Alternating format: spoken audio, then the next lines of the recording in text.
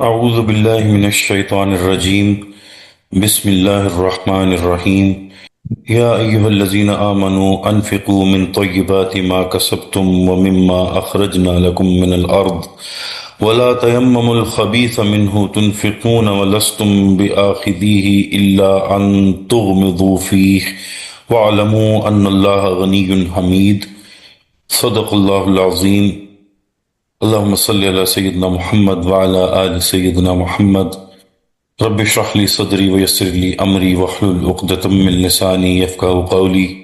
سامعین گرامی، سورہ البقرہ کے پچھلے رکوع نمبر 36 میں ہم نے انفاق فی سبیل اللہ کے بارے میں آیات کا مطالعہ کیا، اور اب 37واں رکوع بھی اسی موضوع پر ہے، اسی کے تسلسل میں ہے، لہٰذا آیت نمبر 267 سے آغاز کرتے ہیں۔ یا ایہا الذین آمنوا انفقوا من طیبات ما کسبتم، اے ایمان والو اپنے کمائے ہوئے پاکیزہ مال میں سے خرچ کرو۔ اللہ کے دین کے لیے خرچ کرنا ہے، اللہ کے نام پر دینا ہے، تو جو کچھ تم نے کمایا ہے اس میں سے اچھی چیز، پاکیزہ چیز، بہتر چیز نکالو۔ وَمِمَّا أَخْرَجْنَا لَكُم مِّنَ الْأَرْضِ، اور اس میں سے خرچ کرو جو کچھ ہم نے نکالا ہے تمہارے لیے زمین سے۔ ظاہر بات ہے کہ زمین سے جو بھی نباتات باہر آ رہی ہیں ان کا پیدا کرنے والا اللہ ہے۔ چاہے کوئی چراگاہ ہے تو اس کے اندر جو ہریاول ہے، جو کھیتی ہے، وہ اللہ ہی نے پیدا کی ہے۔ کھیت کے اندر آپ نے محنت کی ہے، ہل چلایا ہے، بیج ڈالے ہیں، لیکن فصل کا اگانا تو آپ کے اختیار میں نہیں، یہ تو اللہ کے ہاتھ میں ہے۔ چنانچہ فرمایا کہ جو کچھ ہم نے تمہارے لیے زمین سے نکالا ہے اس میں سے ہماری راہ میں خرچ کرو۔ وَلَا تَيَمَّمُوا الْخَبِيثَ مِنْهُ تُنْفِقُونَ، اور اس میں سے ردی مال کا ارادہ نہ کرو کہ اسے خرچ کر دو۔ یہاں تیمم سے مراد ہے قصد کرنا یا ارادہ کرنا۔ ایسا نہ ہو کہ اللہ کی راہ میں خرچ کرنے کے لیے ردی اور ناکارہ مال چھانٹنے کی کوشش کرنے لگو۔ مثلا بھیڑ بکریوں کا ایک غول ہے، ایک جھنڈ ہے، اس میں سے تمہیں زکوٰۃ کے لیے بھیڑیں اور بکریاں نکالنی ہیں، تو ایسا ہرگز نہ ہو کہ جو کمزور ہیں، ذرا لاغر ہیں، بیمار ہیں، ناقص ہیں، انہیں نکال کر گنتی پوری کر دو۔ اسی طرح عشر نکالنا ہے تو ایسا نہ کرو کہ گندم کے جس حصے پر بارش پڑ گئی تھی وہ نکال دو۔ وَلَسْتُمْ بِآخِذِيهِ إِلَّا أَن تُغْمِضُوا فِيهِ، اور تم ہرگز نہیں ہوگے اس کو لینے والے اگر وہ شے تم کو دی جائے، الا یہ کہ چشم پوشی کر جاؤ۔ ایسا بھی تو ہو سکتا ہے کہ تم محتاج ہو جاؤ اور تمہیں ضرورت پڑ جائے، پھر اگر تمہیں کوئی ایسی چیز دے گا تو تم قبول نہیں کرو گے، الا یہ کہ چشم پوشی کرنے پر مجبور ہو جاؤ۔ ضرورت اس درجے کی ہو کہ نفیس یا خبیث جو شے بھی مل جائے چشم پوشی کرتے ہوئے اسے قبول کر لو، ورنہ آدمی اپنے تئیں، اپنے خاطر، اپنے لیے ردی شے قبول نہیں کر سکتا۔ وَاعْلَمُوا أَنَّ اللَّهَ غَنِيٌّ حَمِيدٌ، اور خوب جان رکھو کہ اللہ تعالیٰ غنی ہے اور حمید ہے۔ یہ نہ سمجھو کہ تم کسی محتاج اور ضرورت مند کو دے رہے ہو، بلکہ یوں سمجھو کہ اللہ کو دے رہے ہو جو غنی ہے، سب کی ضرورتیں پوری کرنے والا ہے، اور حمید ہے، یعنی اپنی ذات میں خود قابل تعریف ہے۔ ایک تو کسی شے کی اچھائی یا حسن یا کمال ایسا ہوتا ہے کہ جسے ظاہر کیا جائے کہ بھئی دیکھو اس میں یہ کتنی خوبصورتی ہے، اور ایک وہ خوبصورتی ہوتی ہے جو از خود ظاہر ہو۔ تو اللہ تعالیٰ اتنا ستودہ صفات ہے کہ وہ اپنی ذات میں از خود محمود ہے، حمید ہے، قابل تعریف ہے، قابل حمد ہے، اسے کسی حمد کی حاجت نہیں ہے۔ آگے آیت نمبر 268، الشیطان یعیدکم الفقر ویأمرکم بالفحشاء، شیطان تمہیں فقر کا، فاقے کا اندیشہ دلاتا ہے اور بے حیائی کے کاموں کی ترغیب دیتا ہے۔ واللہ یعیدکم مغفرۃ منہ وفضلا، اور اللہ وعدہ کر رہا ہے تم سے اپنی طرف سے مغفرت کا اور فضل کا۔ اب تم دیکھ لو کہ تمہیں کون سا طرز عمل اختیار کرنا ہے۔ شیطان تمہیں اللہ کی راہ میں خرچ کرنے سے روکتا ہے کہ اس طرح تمہارا مال کم ہو جائے گا اور تم فقر و فاقہ میں مبتلا ہو جاؤ گے۔ اب اگر واقعی تم یہ خوف رکھتے ہو کہ کہیں ایسا نہ ہو کہ مجھ پر فقر آ جائے، لہٰذا مجھے اپنا مال سنبھال کر رکھنا چاہیے، تو تم شیطان کے جال میں پھنس چکے، تم اس کی پیروی کر رہے۔ اور اگر تم نے اپنا مال اللہ کی راہ میں خرچ کر دیا، اللہ پر اعتماد کرتے ہوئے کہ وہ میری ساری حاجتیں آج بھی پوری کر رہا ہے، کل بھی وہی پوری کرے گا انشاءاللہ، تو اللہ کی طرف سے مغفرت اور فضل کا وعدہ پورا ہو کر رہے گا۔ واللہ واسع علیم، اللہ بہت وسعت والا ہے، سب کچھ جاننے والا ہے۔ تم اس کے خزانوں کی محدودیت کا کوئی تصور اپنے ذہن میں نہ رکھو۔ آیت نمبر 269، یؤتی الحکمت من یشاء، وہ جس کو چاہتا ہے حکمت عطا فرماتا ہے۔ یہ حکمت کی باتیں ہیں جن کا سمجھنا ہر کس و ناقص کے لیے ممکن نہیں۔ ایک چیزوں کا ظاہر ہے اور ایک باطن ہے جو حکمت سے نظر آتا ہے۔ ظاہر تو سب کو نظر آ رہا ہے، لیکن کسی شے کی حقیقت کیا ہے یہ بہت کم لوگوں کو معلوم ہے۔ جس کسی پر یہ حقیقت عیاں ہو جاتی ہے وہ حکیم ہے، اور حکمت اصل میں انسان کی عقل اور شعور کی پختگی کا نام ہے۔ اللہ تعالیٰ عقل و فہم اور شعور کی یہ پختگی اور حقائق تک پہنچنے کی صلاحیت جس کو چاہتا ہے عطا فرماتا ہے۔ وَمَن يُؤْتَ الْحِكْمَةَ فَقَدْ أُوتِيَ خَيْرًا كَثِيرًا، اور جسے حکمت دے دی گئی اسے تو خیر کثیر عطا ہو گئی، بہت بڑی خیر عطا ہو گئی، اس سے بڑا خیر کا خزانہ تو اور کوئی ہے ہی نہیں۔ وَمَا يَذَّكَّرُ إِلَّا أُولُو الْأَلْبَابِ، اور نصیحت حاصل نہیں کر سکتے مگر وہی لوگ جو ہوش مند ہیں۔ ان باتوں سے صرف وہی لوگ سبق لیتے ہیں جو اولو الالباب ہیں، عقل مند ہیں۔ لیکن جو دنیا پر ریچھ گئے ہیں، جن کا سارا دلی اطمینان اپنے مال و زر، جائیداد، اثاثہ جات اور بینک بیلنس پر ہے، تو ظاہر بات ہے کہ وہ اولو الالباب یا عقل مند تو نہیں ہے۔ آیت نمبر 270، وَمَا أَنفَقْتُم مِّن نَفَقَةٍ أَوْ نَذَرْتُم مِّن نَذْرٍ فَإِنَّ اللَّهَ يَعْلَمُهُ، اور جو کچھ بھی تم خرچ کرتے ہو، صدقہ و خیرات دیتے ہو، یا جو بھی تم اللہ کے نام پر منت مانتے ہو، نظر مانتے ہو، تو یقیناً اللہ تعالیٰ اس سب کو جانتا ہے۔ وَمَا لِلظَّالِمِينَ مِنْ أَنصَارٍ، اور یاد رکھو کہ ظالموں کا کوئی مددگار نہیں ہوگا۔ آیت نمبر 271، ان تبدوا الصدقات فنعما ہی، اگر تم صدقات کو علانیہ دو تو یہ بھی اچھا ہے۔ خاص طور پر زکوٰۃ کا معاملہ تو علانیہ ہی ہے، تو اگر تم اپنے صدقات ظاہر کر کے دو تو یہ بھی ٹھیک ہے، اس لیے کہ کم سے کم فقراء کا حق تو ادا ہو گیا، کسی کی ضرورت تو پوری ہو گئی۔ وَإِن تُخْفُوهَا وَتُؤْتُوهَا الْفُقَرَاءَ فَهُوَ خَيْرٌ لَكُمْ، اور اگر تم انہیں چھپاؤ اور چپکے سے ضرورت مندوں کو دے دو تو یہ تمہارے لیے بہتر ہے۔ اب یاد رہے کہ یہ بات صدقات نافلہ کے لیے ہے، لیکن جو صدقات واجبہ ہیں، جو لازماً دینے ہیں، مثلا زکوٰۃ ہے، عشر ہے، ان کے لیے چھپانا نہیں ہے۔ یہ دین کی حکمت ہے، اس کو ذہن میں رکھیے کہ فرض عبادات علانیہ ادا کی جائیں گی۔ یہ وسوسہ بھی شیطان بہت سو کے دلوں میں ڈال دیتا ہے کہ کیا 5 وقت مسجد میں جا کر نماز پڑھنے سے لوگوں پر اپنے تقویٰ کا روب ڈالنا چاہتے ہو، گھر پہ پڑھ لیا کرو۔ ایسے شیطانی وسوسوں کو کوئی اہمیت نہیں دینی چاہیے، اور جو چیز فرض اور واجب ہے وہ علل اعلان کرنی چاہیے، اس کے اظہار میں کوئی رکاوٹ نہیں آنی چاہیے۔ ہاں، جو نفلی عبادات ہیں یا صدقات نافلہ ہیں یا نفل نماز ہے، اسے چھپا کر کرنا چاہیے۔ نفل عبادت کا اظہار بہت بڑا فتنہ ہے، لہذا فرمایا کہ اگر تم اپنے صدقات چھپا کر چپکے سے ضرورت مندوں کو دے دو تو وہ تمہارے لیے بہت بہتر ہے۔ وَيُكَفِّرُ عَنْكُم مِّن سَيِّئَاتِكُمْ، اور اللہ تعالیٰ تم سے تمہاری برائیوں کو دور کر دے گا۔ وَاللَّهُ بِمَا تَعْمَلُونَ خَبِيرٌ، اور جو کچھ تم کر رہے ہو اللہ تعالیٰ اس سے باخبر ہے۔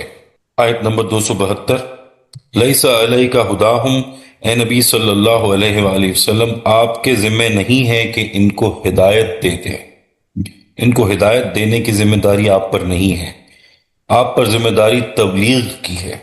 ہم نے آپ کو بشیر اور نذیر بنا کر بھیجا ہے۔ وَلَٰكِنَّ اللَّهَ يَهْدِي مَن يَشَاءُ، بلکہ اللہ تعالیٰ ہی ہدایت دیتا ہے جس کو چاہتا ہے۔ وَمَا تُنْفِقُوا مِنْ خَيْرٍ فَلِأَنفُسِكُمْ، اور جو بھی مال تم خرچ کرو گے وہ تمہارے اپنے لیے بہتر ہے، اس کا اجر و ثواب بڑھا چڑھا کر تم ہی کو دیا جائے گا، 700 گنا، 1400 گنا یا اس سے بھی زیادہ۔ وَمَا تُنْفِقُونَ إِلَّا ابْتِغَاءَ وَجْهِ اللَّهِ، اور تم نہیں خرچ کرو گے مگر اللہ کی رضا جوئی کے لیے، تبھی تمہیں اس قدر اجر ملے گا۔ اگر ریاکارانہ خرچ کیا تھا تو اجر کا کیا سوال، وہ تو شرک بن جائے گا۔ وَمَا تُنْفِقُوا مِنْ خَيْرٍ يُوَفَّ إِلَيْكُمْ وَأَنْتُمْ لَا تُظْلَمُونَ، اور جو بھی مال تم خرچ کرو گے وہ پورا پورا تمہیں لوٹا دیا جائے گا، اور تم پر کوئی ظلم نہیں ہوگا، تمہاری ذرا بھی حق تلفی نہیں کی جائے گی۔ اب اس آیت سے مراد یہ نہیں ہے کہ ان کو ہدایت پر لانا تمہاری ذمہ داری نہیں ہے، مطلب یہ ہے کہ ان کو ہدایت پر لانے کے لیے تم جو کر سکتے ہو کرو، کوشش کرو، نتیجہ تمہارے ذمہ نہیں ہے۔ انفرادی زندگی میں ہی نہیں، اجتماعی زندگی میں بھی تمہارا یہ فرض ہے کہ اجتماعی طور پر دین کو نافذ کرو۔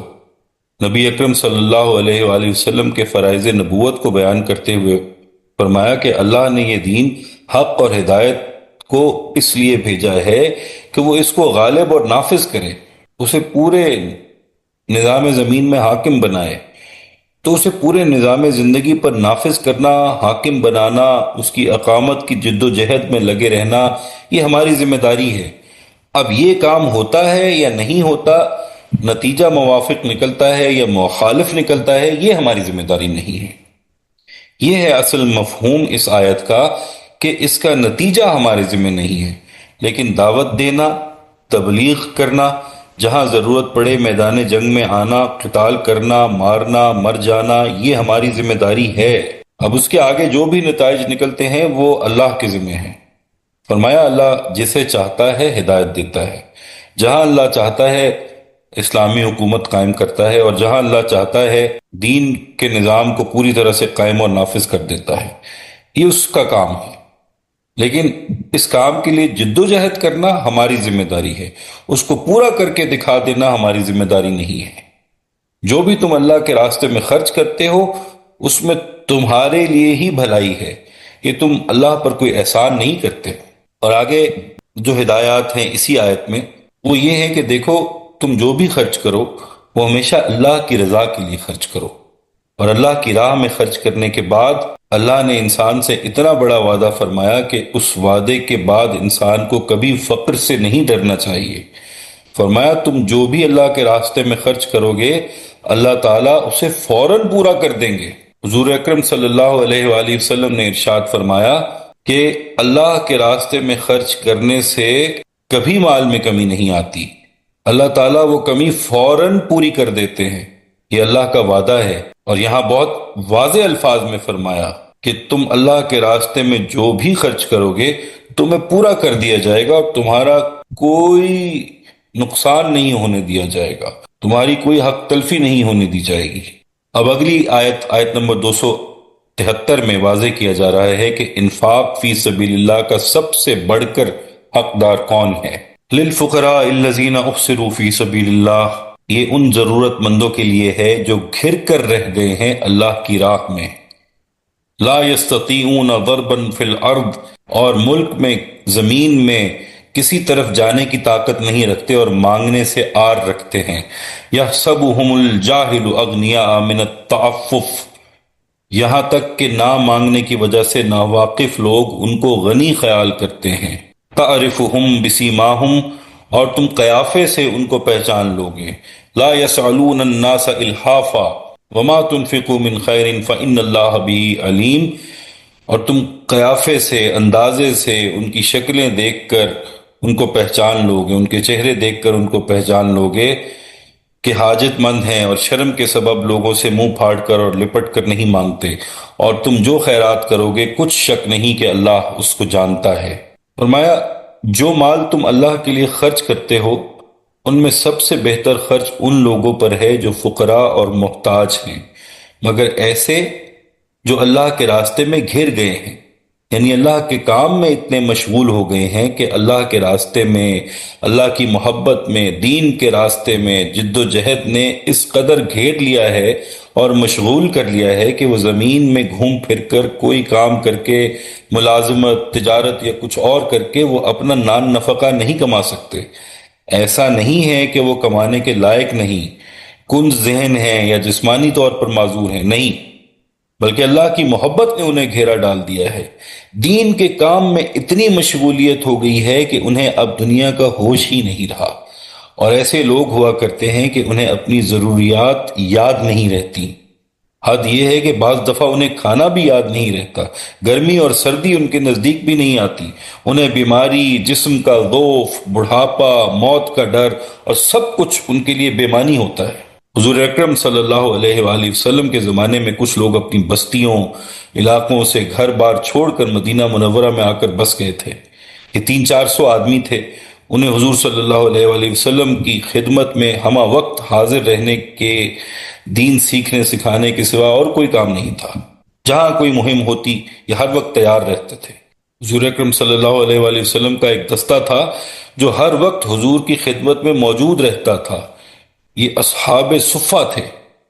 کچھ لوگ صفہ میں رہتے تھے، کچھ لوگ مدینہ میں حضور کے ارد گرد رہتے تھے، لیکن یہ دین کے کام میں اس قدر مگن ہو گئے تھے کہ انہیں اپنا بھی ہوش نہیں تھا۔ فرمایا کہ ان کی خدمت کرنا، ان کی ضروریات کو ڈھونڈ نکالنا اور ان کی مشکلات کو سمجھنا تمہارا کام ہے۔ آگے بتایا کہ ان کی ذہنی کیفیت کچھ ایسی ہے، یہ اللہ کی محبت اور توکل میں اتنے مگن ہوتے ہیں کہ کسی کے سامنے اپنی ضرورت پیش نہیں کرتے، اور پتہ بھی نہیں چلنے دیتے کہ ان کے گھر میں کب سے کتنے دنوں سے فاقے آ رہے ہیں اور یہ کس کس مشکل میں مبتلا ہے۔ اور فرمایا کہ عام ناواقف لوگ انہیں بہت امیر سمجھتے ہیں، ان کی ظاہر داری اور سفید پوشی کی وجہ سے، کہ یہ کسی کے سامنے دست سوال دراز نہیں کرتے، حالانکہ یہ سفید پوش ہونے کے باوجود فقراء ہوتے ہیں۔ ہاں، اگر تم ذرا ان کے حال پر دھیان دو تو پھر تم انہیں پہچان سکتے ہو۔ دین میں فقراء یا ایسے لوگ ہیں، انہیں مانگنے کی عادت نہیں ہوتی اور یہ ان کا مزاج نہیں ہوتا، اور جو اہل دین اغنیاء ہیں، امیر لوگ ہیں، ان پر فرض عائد کیا گیا ہے کہ وہ ایسے طریقے سے کہ ان کی شخصیت اور ان کی انا اور عزت نفس مجروح نہ ہو، اور پتہ بھی چل جائے کہ ان کی فلاں فلاں ضرورت ہے، حکمت کے ساتھ ان کو ڈھونڈ نکالیں اور ان کی ضرورت معلوم کریں۔ لیکن یہ ان کا کام نہیں ہے کہ وہ ہاتھ پھیلائیں اور اپنی ضروریات بیان کریں۔ فرمایا کہ یہ لوگ دوسروں سے چپک چپک کر جیسے عام فقیر مانگتے ہیں نہیں مانگتے۔ حدیث میں آتا ہے کہ اصل مسکین وہ ہے جو ضرورت مند ہو اور نہ مانگے۔ ایک ہے سائل، مانگنے والا، کہ اسے ضرورت درپیش ہو تو اس نے دوست سے، ہمسائے سے، عامت المسلمین میں سے کسی غنی آدمی سے مانگ لیا اور ضرورت پوری کر لی، لیکن یہ سائل ہے اور اس وقت مانگنے کا حقدار ہے جب اس کے گھر میں کھانے پینے کو کچھ نہ ہو۔ اگر ایک وقت کا کھانا گھر میں موجود ہو تو سائل نہیں رہتا۔ ایک مانگنے والا حضرت عمر رضی اللہ تعالی عنہ کی خدمت میں حاضر ہوا۔ اس کے پاس ایک بالٹی تھی جس میں دانے تھے۔ آپ نے اس کو بلایا اور اس سے بالٹی لے کر اس کے دانے اونٹ کے سامنے ڈال دیے۔ بالٹی خالی ہو گئی تو کہا کہ اب مانگو، تمہارے پاس تو ایک وقت کا کھانا موجود تھا، اس وقت مانگنا جائز نہیں تھا، اب مانگو، اب ہم تمہیں دیں گے۔ یہاں سے معلوم ہوا کہ یہ جو پیشہ ور گداگر ہیں ان کو دینا جائز نہیں ہے۔ گداگری کا پیشہ اسلام میں حرام ہے اور اس پیشے کی ہمت افزائی کرنا کسی شکل میں جائز نہیں ہے۔ سائل وہ ہے جو بالکل عاجز آ چکا ہو، جس کے گھر میں ضرورت پورا کرنے کے لیے کچھ نہ ہو اور فاقے کی کیفیت ہو، تب وہ مانگ سکتا ہے۔ فرمایا کہ سب سے بہترین انفاق فی سبیل اللہ کے راستے میں بہترین صدقہ، خیرات ان لوگوں کے لیے ہے جنہیں اللہ نے اپنی محبت میں مگن کر لیا ہے اور جنہیں تجارت، زراعت، ملازمت اور کسی دھندے کا ہوش نہیں رہا۔ اس میں علماء، دین کے طلباء اور دوسرے لوگ آتے ہیں، ان کے لیے سب سے زیادہ اہتمام کرنا چاہیے۔ فرمایا کہ تم جو بھی اللہ کے راستے میں مال خرچ کرتے ہو اللہ اسے خوب جانتا ہے۔ تو یہاں تکمیل ہوتی ہے سورہ البقرہ کے رکوع نمبر 37 کی۔ اللہ تعالیٰ سے دعا ہے کہ اللہ تعالیٰ قرآن پاک کی آیات کو پڑھنے، سمجھنے، ان پر عمل کرنے اور ان کو دوسروں تک پہنچانے کی توفیق عطا فرمائے، اور ان آیات کی روشنی سے ہمارے دلوں کو منور فرمائے، ہمارے نفس کا تزکیہ فرمائے اور ہمیں صراط مستقیم پر ہدایت عطا فرمائے۔ اللہ تعالیٰ ہم سب کے لیے آسانیاں پیدا فرمائے اور آسانیاں بانٹنے کی توفیق اور شرف عطا فرمائے۔ آمین یا رب العالمین۔